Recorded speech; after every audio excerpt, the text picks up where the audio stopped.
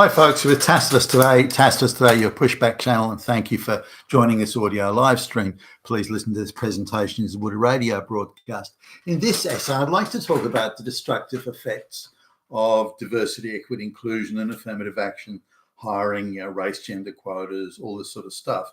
Now, it's got a deadly killing effect on business, on any service delivery, whether it be the public service or the private sector. It's a stone around the neck and has been killing innovation, productivity, and organizational structure, innovation. Everything has been killed off by diversity, equity, inclusion, and affirmative action. The cost to the Western world in development and so on has been, you couldn't measure it. It's in the multiple trillions, gazillions would be the cost. Now, given that it's spread out over many countries and wide areas, it's difficult to sort of spot, one sort of isolated thing. There it is. There's the diversity, equity, and inclusion. But it's been spread out everywhere, and I'll talk about some direct examples that I've been involved in, simply to illustrate the point. But what is the ideology, if you like, of affirmative action and AA, diversity, equity, and inclusion? The idea is that the people who have the jobs, the senior jobs, the well-paying jobs, the important jobs, the prestigious jobs, the responsible jobs, they've only got those jobs because they have social power, because they have white supremacy advantages, and they're not entitled to those jobs. They haven't earned those jobs. They're just there because of white supremacy. And again, the advantage of being white and so on. And so the ideology is that those white people only have those jobs due to illegitimate social power, which is a social construct. So it's only because of the social construct that the white people have those jobs. Nothing to do with competence, nothing to do with capability, nothing to do with merit, nothing to do with education. It is just a social power issue. So what we're going to do is turn that on its head, say the ideological fanatics, and we're going to say that anyone can do those jobs. This is a job that anyone can do. The least capable, the dumbest, and so on. That doesn't matter. Anyone can do those jobs. So it's simply a case of divvying up and apportioning out the goodies, apportioning out the prestige, apportioning out the degrees. So anybody and everybody is entitled to the same outcomes, which means anyone is interchangeable with anyone else in these jobs. But the most entitlement should go to those with the least social power. The black lesbian in the wheelchair should go to the person with the least social power, because then we have social equity. The idea that equity is somehow a great benefit, rather than a millstone around the neck of society and the economy, it's not seen that way. And so that's perspective. Anyone is interchanged with anyone else. There's no such thing as a high capability person. That they don't exist. Everyone is interchangeable, which is very much a globalist gig, which is why they bring illiterate third world peasants from mud hut villages and bring them into the West and go, well, they can do all those jobs, that they can do this, they can do that, they can, when in reality they can't, and in many cases screw it up. Now, to give a very simple example of diversity, equity, inclusion, AA, and lower capability people. Say you've got this is a very simple example. Say you've got a sandwich maker that's putting, the lettuce and the cheese and the cucumber or whatever on the sandwich in the takeout food store. But because this person's so incompetent, they can't read or write. They see instead of putting the sauce or the mayonnaise or something on there, they pick up the benchtop cleaner that's got all sorts of noxious chemicals in it, and they put that on the sandwich instead. They don't know the difference. They can't read. All looks the same to them, and they don't really give a shit either. So they put the the ammonia and whatnot onto the sandwich, and then put that out. Someone gets it and dies. So that would be eats a sandwich and dies. So that would be a sort of very simple ground level example of it. Now you can move up the sort of value of the work chain and to see the sort of incompetence that goes on. And I've seen it firsthand. I recently went to a meeting with this is like a government quango, and I thought I was just going to meet one or two people, but it turned out sort of half the executive team came into the room, and there wasn't one person there, not one person who's been hired on merit, not one. There are some very low quality people in that room.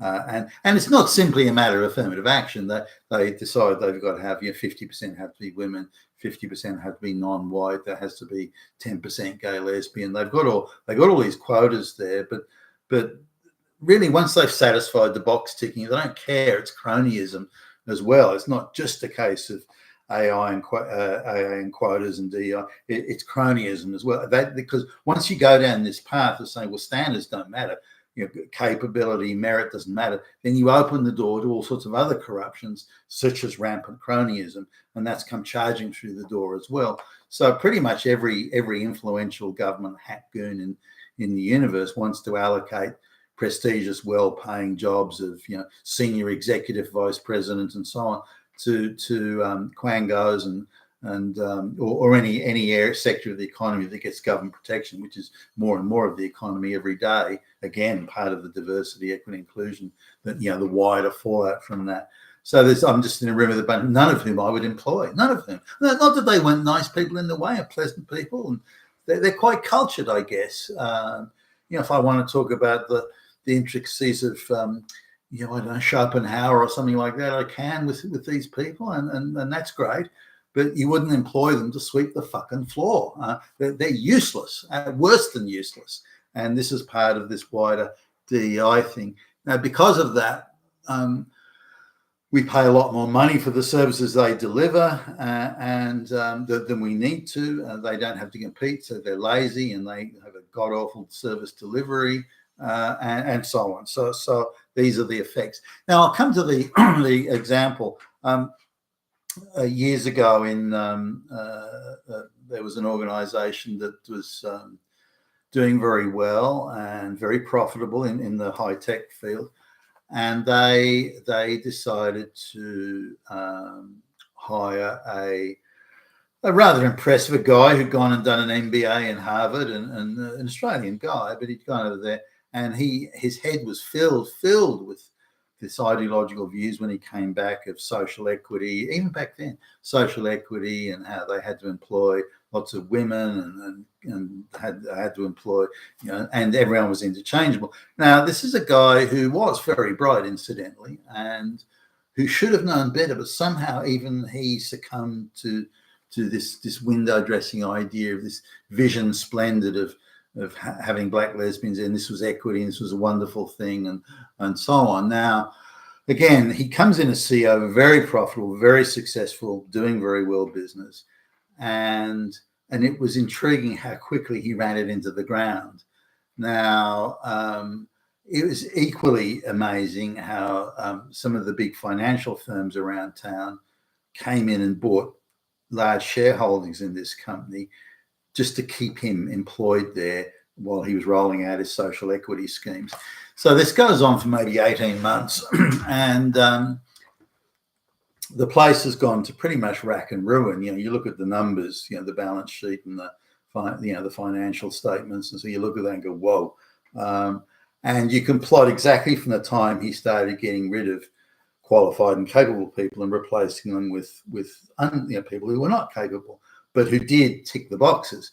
So a very capable director of marketing is replaced by this lady who's been who's pleasant enough, I guess, and who's been like just a general dog's body in a marketing department somewhere. She's got social connections to this guy's sort of the CEO's buddy network, and I think that's what brought her in the door, or at least put her in front of him so she get hired. But she was manifestly unqualified.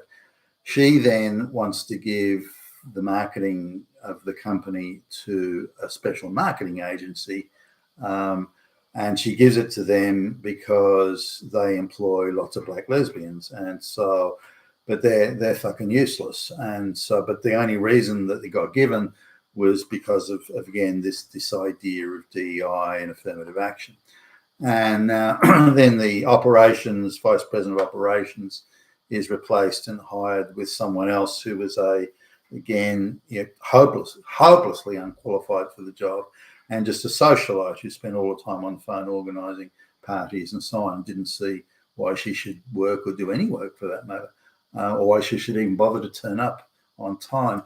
And then you could go on that people were being employed, technicians and so on were being employed simply because they weren't straight white males, and Indians were being employed again because they weren't straight white males, and just to create. So the CEO had this goal where 50% of the company would be, or 60% of the company would be, employees would be female or black or brown or anything but straight white males.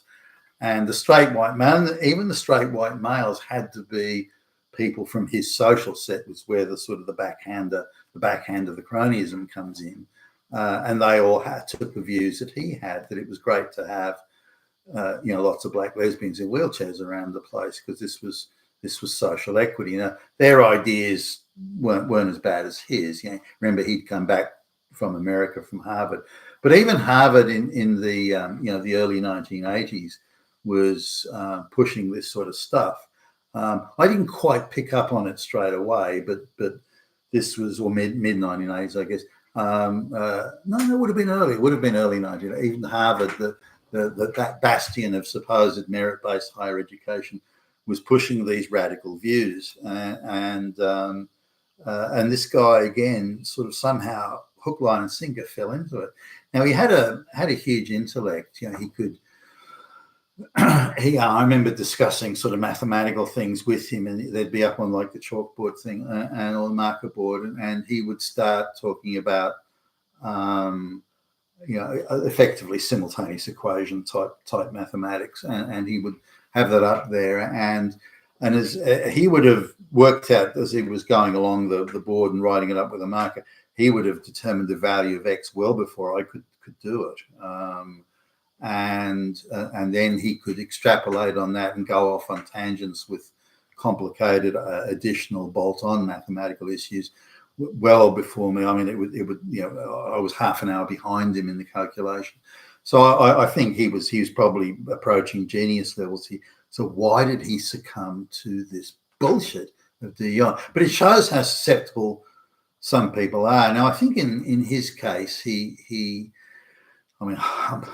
I'm guessing here, I don't know this for sure, but in his case, I think he was bullied a lot as a kid, and by other sort of straight white boys. And I don't know if he was. I don't think he was gay, but he liked to have tiny, diminutive little girls as girlfriends, and so there was something in that. So I think he saw. It's like his way of getting back against his bullies or something, or how he could re-level the playing field so bullies were no longer there, were no longer around. It was something to do, I think, with that, some dark road of deep psychosocial type bullshit in his case, because it made no sense that someone that bright could make this many mistakes, hiring people who were manifestly and clearly incapable. So once you get incapable people, though, they fuck things up. They just do. And because they are incapable, and they know they're incapable, they then try and cover up the fuck up, and which then multiplies the negative effect sort of up and downstream as they go about their daily work.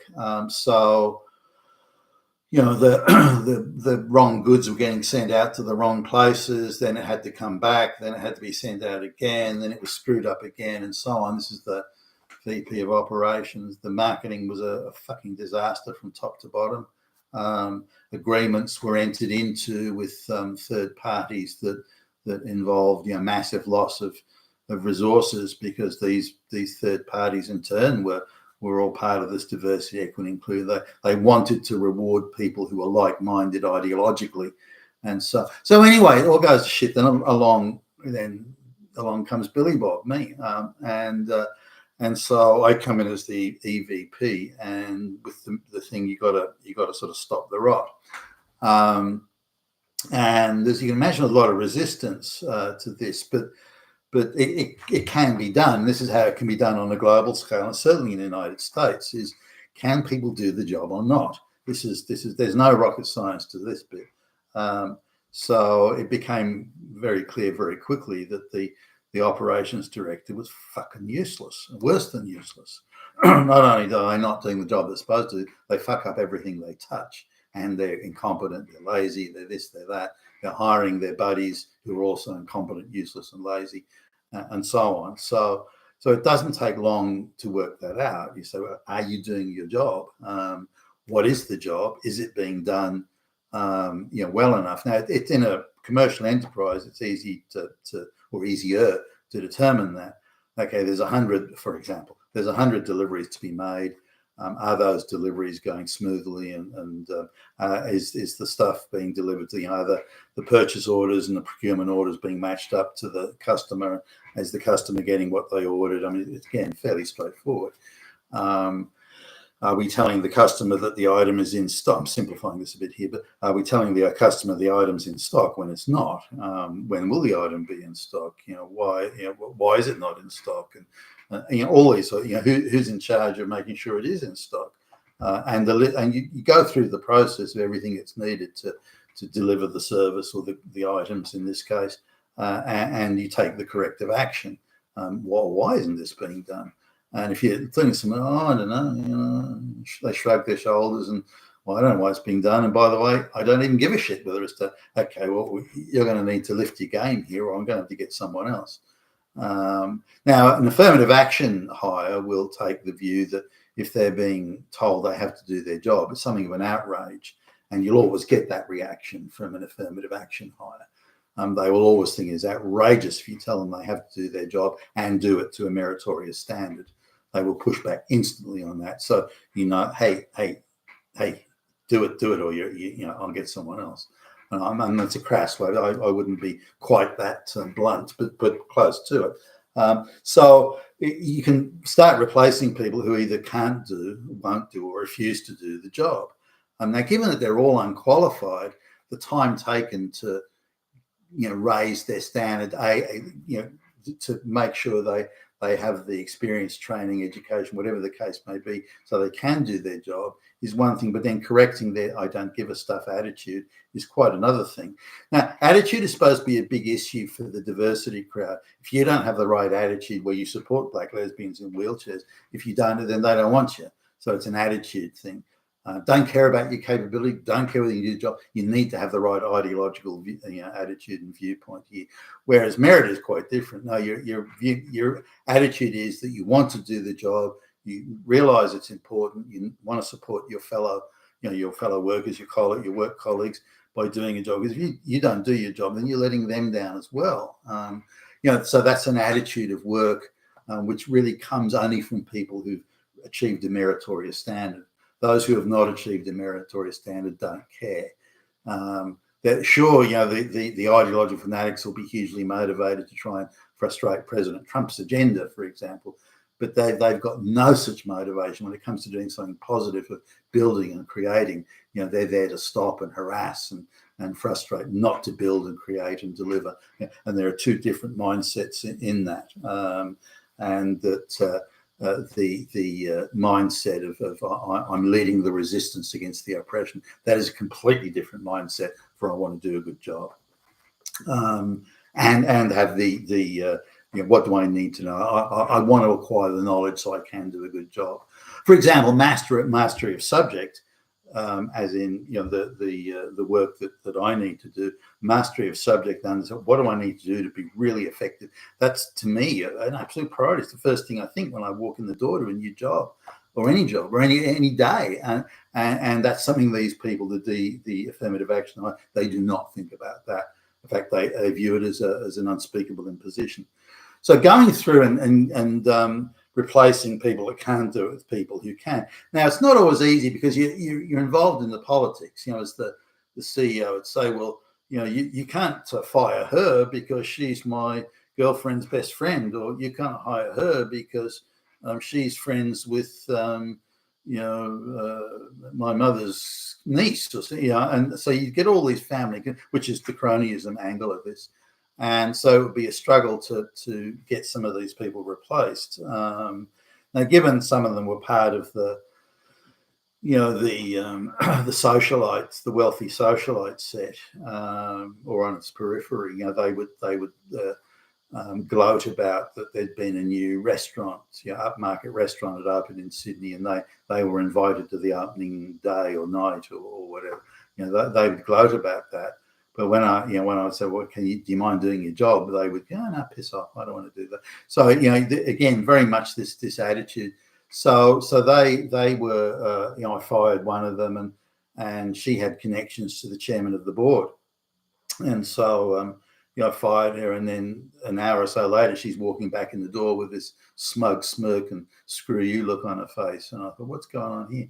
And the chairman had said, "No, don't worry about what Billy Bob says. I'm rehiring you, stuff Billy Bob," which of course made my job much harder. But that's again part of this wider cronyism thing. The CEO, who'd again wreaked havoc on what was otherwise a very successful organisation, I did manage to convince him that this affirmative action is hiring women and black people and lesbians, and this was it sounded good in the abstract, in the ideological abstract. It sounded like you're creating a nirvana and a paradise and this, that, the next thing. But the reality is quite different. These people can't do their jobs. They're not able. They're not capable. And the people that can do the jobs will overwhelmingly be, based on both attitude and capability, will overwhelmingly be straight white males. Now, you may not like that from an abstract ideological perspective, but from a business perspective, you have to come to grips with that and accept it, whether you like it ideologically or not. So I was able to replace a lot of these, the worst offenders of the ideological hires, and the improvement was instant in the areas where they were replaced. And so I was able to again impress that upon the CEO. So this is an outfit that's gone from making lots of money to losing, between $1.5 and $2 million a month. It's not like it's a massive company of tens of thousands of people. There's only like 200 people in the company, for goodness sakes, and yet they're losing that $2 million a month. I mean, you're kidding me, right? So it wasn't hard to arrest the losses. It was hard from a political point of view, because everywhere you go, it was somebody's friend or relative you were having to deal with, no, we can't get rid of him. He's the only black guy we've got. Can't have that. We've got to have at least one black guy on. So those sorts of ideological issues would be constantly coming up. But in the end, that entire within 8 or 9 months, maybe even a bit less, that entire losses of between $1.5 and $2 million a month was arrested, was stopped. So the financial bleeding was stopped, and the company actually started to make money again. Now that happened just because incompetent affirmative action diversity hires were moved out. In the end, it was cheaper to keep them on the payroll, but lock them in an office somewhere and say, look, you can have your prestigious job title, you can keep your salary, just don't get involved in anything because you fuck it all up, and put capable people in there that would make the difference. And this was very important, but it illustrated, that is an illustration, very clear illustration of what can happen when you replace incompetent people with competent people. Now, for organizations that are caught up in this affirmative action and diversity hiring, they know, and the boards of directors, CEOs, they know that their competence and their capability is declining rapidly as a result of hiring all these people. So they've either got two choices. They can invent a lot of bullshit positions and jobs, then hire a lot of black lesbians and put them in it, just window dressing so it looks good. Hey, we're onto social equity here. But these people don't do anything. They just keep them out the way and give them bullshit sort of meaningless jobs. But they're just there as bureaucrats to do the window dressing, and the capable people do the real work. Or these organisations, they go to the government, and it's the government that's controlled by the globalists that's particularly pressuring them to do this, or the big financial firms, the BlackRocks and so on, leaning on companies to do this diversity stuff. If they have this imposed on them, that they have to go down the diversity path, they then say, okay, well, all right, fine, but we want protection. We want protection. If we're going to employ this many incompetent people, we cannot compete in the open market anymore. We just can't. We've got too many idiots here that we have to hire, and we can't compete. So you have to protect us from competition. And you'd protect us by giving us big, juicy government contracts with massive profits that are built in, which bilks and steals from the taxpayer. Or you have to allow us to overprice our goods and services. So it's cartels, it's monopolies, it's oligopolies, which again, the consumer is now getting screwed to pay for this diversity insanity. So it doesn't really matter which way you go, the taxpayer or the consumer is paying. It's imposing a super mega tax on the entire Western population every time DEI is imposed and greater levels of DEI are imposed. When you look at the amount of money that's spent on diversity DEI courses just in the US, it runs into the trillions, for goodness sakes, the multi-billions. That's how much money is getting wasted just on one small element of this DEI. And so you can imagine the catastrophic effects on business more widely, and the quality of service delivery and so on. There's one of the large grocery chains in Australia has recently gone on a huge DEI binge. And, it's insane the incompetence that you see at the front line, the items that are out of stock on the grocery shelves.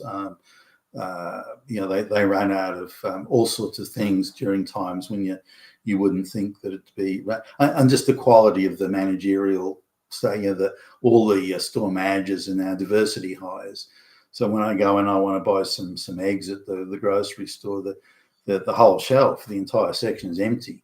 So I have to find a staff member and pester them, and they go, oh yeah, no, we've got plenty of eggs in the store, and why don't you put it on the shelf where customers can buy it? And how hard can that be? But there's no managerial competence at the store level, the shop level, and no one cares about these sorts of things. So you got all this stuff in the store, and no one bothers to take out to the shelf, even though the shelves are bare. So the managerial standards and so on decline, precipitously when diversity hires are put in place. Again, lack of competence, and most of them don't give a shit, and many of them again think they're entitled to this because they've been told the only reason you're not president of the local bank is because of the straight white fascist Nazis. They kept you from it. So anyway, this is just a fairly quick sort of snapshot. It's a huge subject, and I could go on, but that illustrates, I think, the point. And the quicker the Trump administration can unwind and dispense with and get rid of this diversity and affirmative action and race gender quotas, we will all be richer and better off as a result. Tacitus today, your pushback, John. Thank you for listening.